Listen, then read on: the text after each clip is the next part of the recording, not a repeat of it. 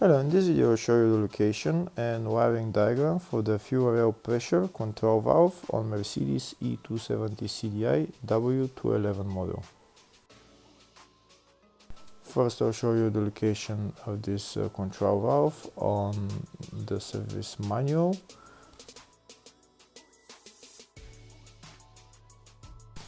And the location of the control valve is right there at the end of the fuel rail, just at the back, right there.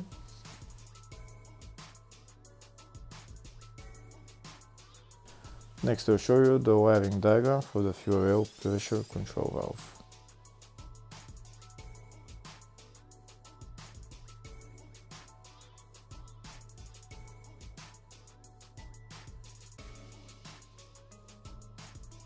That's the wiring diagram, and that's in blue is the fuel rail pressure control valve. We can see it has two wires, and the wires are black and white and red and gray, and they're all connected to the engine control module.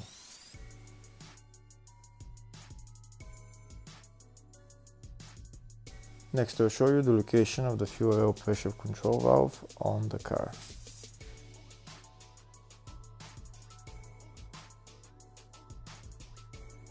We need to remove this engine cover in order to get access to it, and that's the fuel rail pressure control valve just at the end of the fuel rail. Hopefully the video was helpful. Please like and comment on the video and subscribe to the channel. Thank you very much.